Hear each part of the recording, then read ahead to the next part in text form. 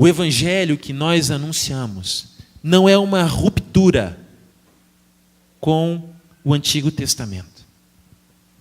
É o cumprimento do Antigo Testamento.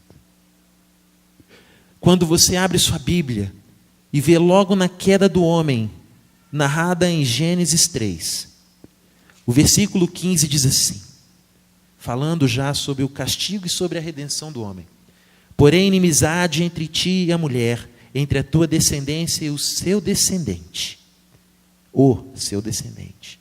Este te ferirá a cabeça, e tu lhe ferirás o calcanhar. No início do capítulo mais triste da história da humanidade, Deus vem com graça e anuncia o que a gente chama de proto-evangelho, o início do evangelho. Deus afirma para o homem e para a mulher: olha, vai existir uma inimizade entre você e a serpente, mas virá o descendente, não o descendente, que vai esmagar a cabeça da serpente, e essa serpente vai feri-lo. E a gente vai falar um pouco sobre isso mais à frente. A ideia é que o evangelho é o cumprimento das promessas. Há dois testemunhos do evangelho. Há o testemunho dos profetas, aqueles que anunciaram.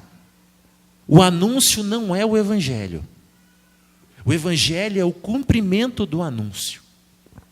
Esse é um primeiro testemunho dos profetas. E há o testemunho dos apóstolos, aqueles que caminharam com o Cristo ressurreto e que, inspirados pelo Espírito Santo, escreveram o Novo Testamento. E essas duas realidades se fundem, porque elas são completamente harmônicas e perfeitas em si. Cristo é o cumprimento das Sagradas Escrituras. Quando nós abrimos a Bíblia em Isaías 53 e vemos as profecias sobre o servo sofredor, nós enxergamos Cristo aqui, 700 anos antes do seu nascimento virginal. Diz assim a palavra do Senhor, Isaías 53: quem creu em nossa pregação, a quem foi revelado o braço do Senhor? Porque foi subindo como renovo perante ele, e como raiz de uma terra seca. Não tinha aparência nem formosura. Olhámo-lo, mas nenhuma beleza havia que nos agradasse. Era desprezado, o mais rejeitado entre os homens, homem de dores e que sabe o que é padecer. E como um de quem os homens escondem o rosto, era desprezado, e dele não fizemos caso. Certamente ele tomou sobre si as nossas enfermidades e as nossas dores, levou sobre si, e nós o reputávamos por aflito, ferido de Deus e oprimido.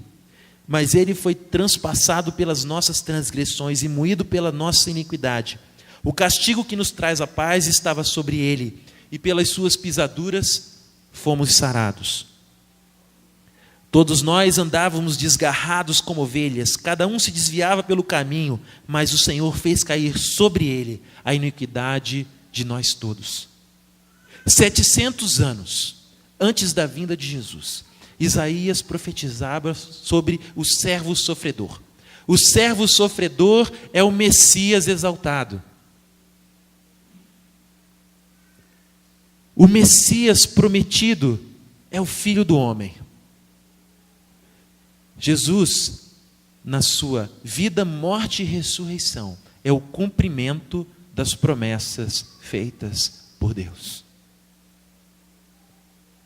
As Escrituras evidenciam a divindade de Cristo, e elas são suficientes.